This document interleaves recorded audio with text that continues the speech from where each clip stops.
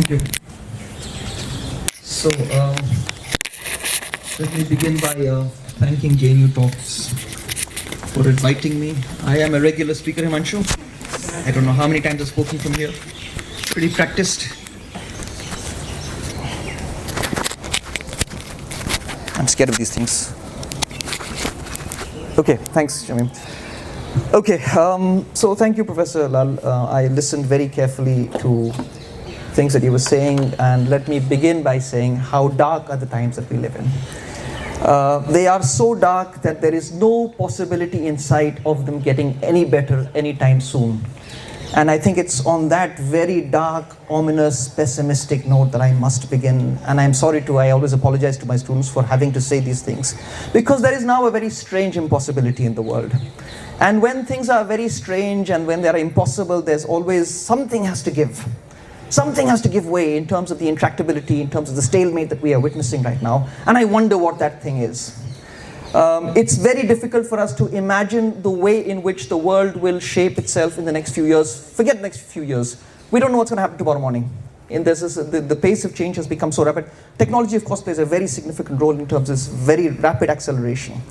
But let me begin with something of an experience. You know, when I was growing up, when I was a child in the 1980s, I used to watch a lot of Second World War movies. And I would think, oh man, how cool must it have been to live in those days. Because the 1980s was a pretty dour kind of a decade. It was going to school, getting a career, getting a job and stuff like that. And I thought, if only times could be a little more interesting, exciting. Well, lo and behold, we are living through some of the most interesting times, some of the most uncertain times that we can think of. Now, this is where theorization in the social sciences becomes very important. As someone who teaches political theory or tries to teach political theory, I've always felt that political theory is written in those moments of acute crisis, when there is great uncertainty. It's not written from cushy academic positions. I've now completely given up on that particular view. Now, what worries me about the state of the world and the way that academia is responding to the state of the world is the sheer insularity and pedantry of academia. This is what really worries me. The way in which academics tend to bury their noses in books and think that the worries and the woes of the world will go away. They won't go away like that. I mean, I'm not for a minute advocating any anti-intellectuals, and I'm so glad that this is a JNU problem. I think this is a problem with universities all over the world. This name-dropping thing, you know, so-and-so said this and so-and-so said this. There's this famous Stoic teacher who once told his student, so-and-so said this and so-and-so said this and he said that and she said this and they said that. Fool, what is it that you have to say? And I think it is this aspect of academia that has become so problematic. And in order to respond to the uncertainty of the times, it is very, very important for political theory, especially the discipline that I teach. It is very important to be able to resonate with the times that we are living in terms of this. Now, what do I think is so problematic with the world?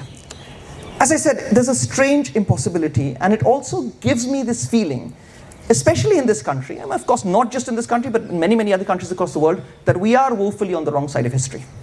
And there is no better example than the Palestinian question, which of course you spoke on, because if I just look at that one issue, and I look at the absolutely shameless silence of Indian academia on this, it makes me very, very worried about what exactly is going on. I mean, people just cannot condemn. Remember October 7th? Every single time so many of us were asked, do you condemn, do you condemn? To the point that it became nauseating. So many organizations have now come out. B'Tselem, the Israeli human rights organization, has come out with a report. 2 Israeli human rights organizations have said it's a genocide. Navi Pillai, of the UN. She came out with a report last week. 4 out of 5 counts, Israel is committing genocide. But you know what? In all these bastions of free speech across the world, I especially have the UK in mind, you can't say the genocide word. I mean, doesn't that give us a sense of how absurd the world that we are living in is right now? There's something going on right in front of us. We see it live streamed in our devices. It makes me go crazy, actually. Every single day for the last 2 years. It's going to be 2 years in October. I remember giving a talk in SIS in November 2023, and I remember saying, if it speaks like a genocide, if it kills like a genocide, if it shows intent like a genocide, it is a genocide. And a lot of people saying, no, you can't say that too quickly, but here we are. Now, this is really what worries me about academia. The inability of academics to actually be able to call a genocidal spade a genocidal spade. And Indian academia is especially problematic in this sense. Now, I made this point about an insularity of Indian academia. And I think one reason for this insularity is this particular manner in which a certain indigeneity and a certain kind of obsession with indigeneity has taken over Indian academia, to the extent that there's no space for any cosmopolitanism left. Now, in many talks that I have often given, I've always made this distinction between an indigenous insularity, which I've always been against because I think it just implodes in on itself, and a certain rooted cosmopolitanism, which I think is open to the currents of the world, and which looks at the world. I don't find that element of a rooted cosmopolitanism. In fact, because of strands like post-colonial theory and decoloniality, what I see is a growing indigeneity in academia. Since you mentioned the cosmopolitanism before the British, let me quickly, for 3 or 4 minutes, talk about a particular figure that I have been very obsessed with because I've been recently written a paper on this particular man. A 19th century figure called Jamaluddin Afghani. He was from Iran, but called himself Afghani. Quite a mischief maker, as I've called him in my presentation that I made recently. But the most remarkable thing that when I read Jamaluddin Afghani's story is that he actually came to India in 1857. He was a young man. He would have been 18, 19 years old when he came to India, and the Great Indian Mutiny would have been on. That is what gives him a lifelong hatred of the British. He absolutely hates the British. He thinks that they are the major reason for all the problems in the world. He makes certain geopolitical assumptions which are flawed, but the man is characterized by this remarkable ability to travel. In fact, the paper that I've written is called The Pan-Islamic Peregrinations of Jamaluddin Afghani. He compares himself to a peregrine falcon, a bird that is able to achieve remarkable levels of speed when it is flying. So after his sojourn in India and after he goes to Afghanistan, he goes back to Iran, his native Iran. He's from a place called Asadabad, which is the Hamdan region of Iran. His father, like all fathers who tell their sons at a certain age, he tells him, you know, you're a young man, it's time for you to get married, settle down and start a family. And he says something remarkable. Okay, I'm going to say this in Urdu first and then translate this. He says that, this is the Urdu first, okay? He tells his father, you know, I'm not going to get married, which is no advice for people not to get married. Please do not think of it in that way. But he says, Dunya ki wusat bahut hai. Okay, the width and expanse of the world is very, very vast. But itni nahi hai ki jab main apne par phailaun to usko samale. But it is not enough for me when I spread my wings for it to be able to contain this. Now, in many ways, what Afghani is doing is that he's making this reference to the mythical Persian bird, the simurgh. Because Rudyard Kipling said that the east is the east and west is west and there where the twain shall meet. But in the idea of the simurgh, you have the idea of a bird that when it spreads its wings, it is able to cover the expanse between the Mashriq, which is the east, and the Maghrib, which is the west. Now, it is that spirit of cosmopolitanism, which I do not think we seem to have any appreciation of. Afghani was a remarkable figure. He spent his time in Istanbul, in Cairo, wherever he goes, he gets himself into trouble. The best story that I've heard about Afghani is when he goes to Moscow, and he's trying to get the attention of the Russian Tsar. The only way, and he was a completely non-practicing Muslim, he just used Islam as a kind of a solidarity.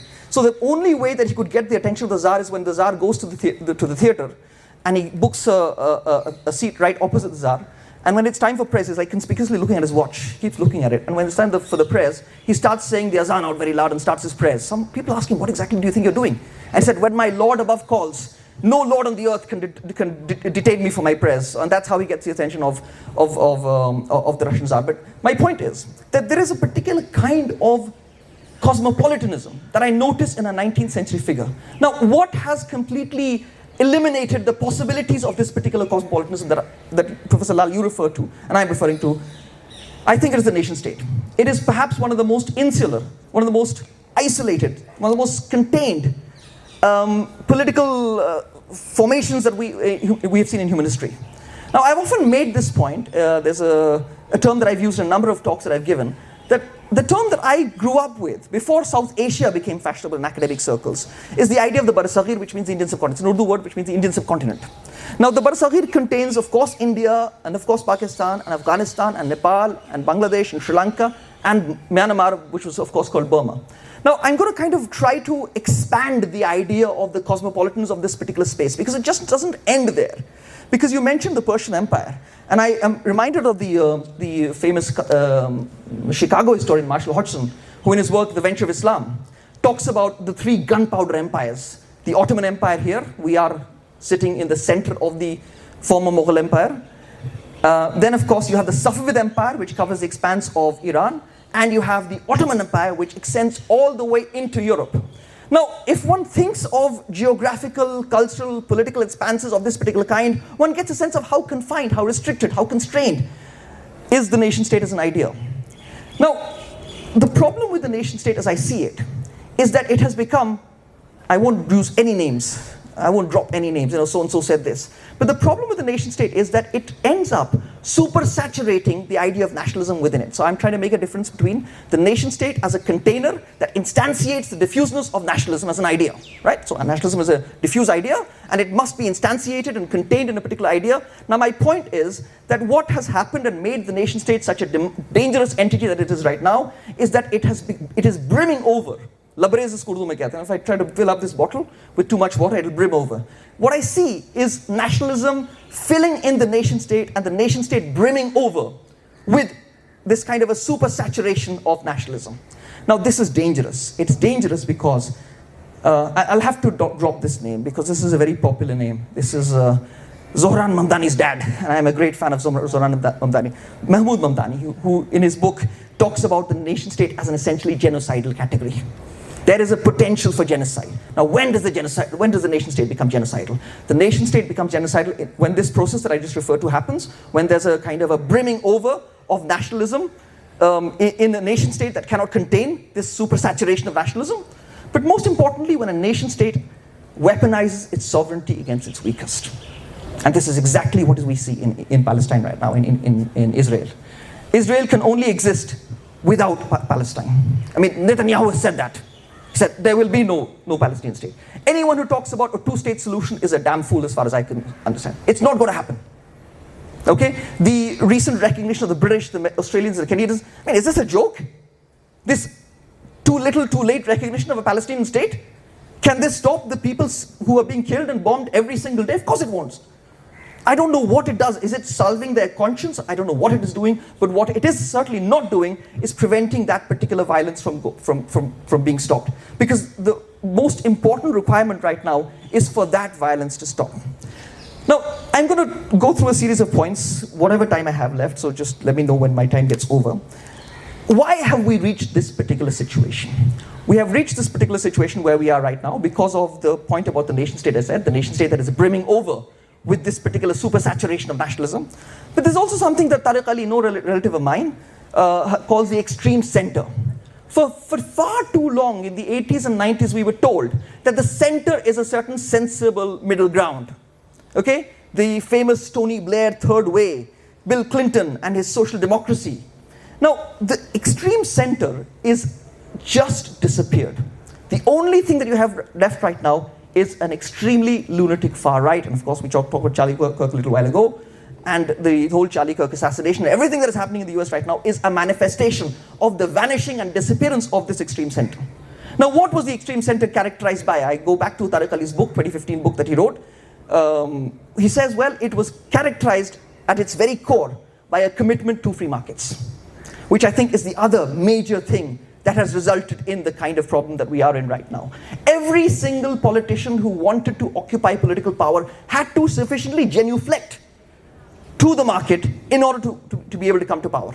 And this is what many social democratic parties were told. They were told, okay, shelve your socialist agendas. I remember the British Labour Party, clause 4 of its constitution that linked it to the common ownership of resources and the working class was deleted.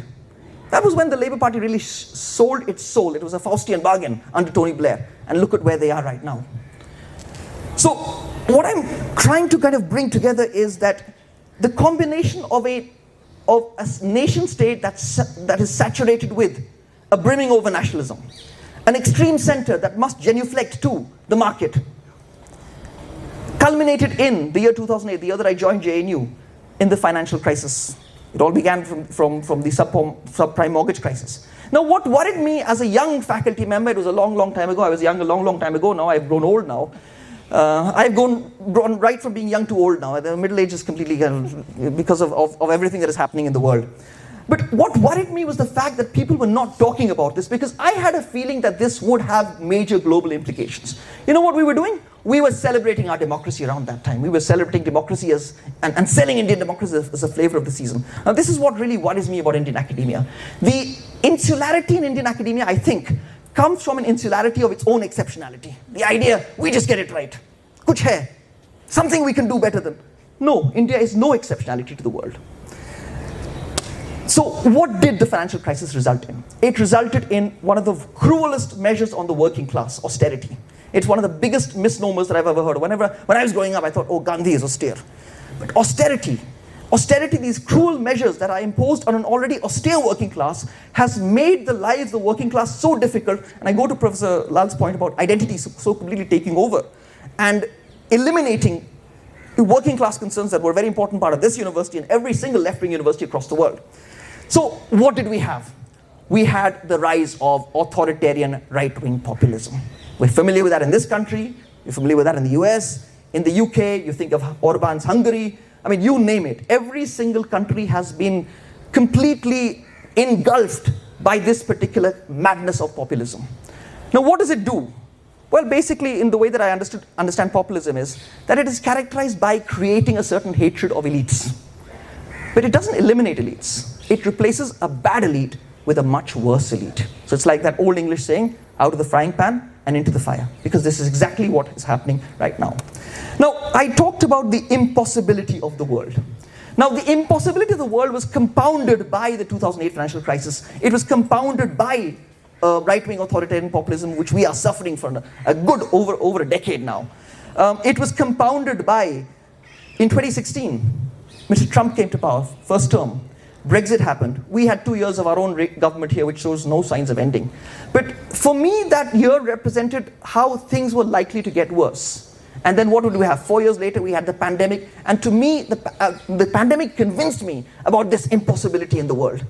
That there was a crisis that politics was just not willing to address. In fact, what the pandemic gave us was greater levels of electronic surveillance, greater levels of electronic authoritarianism.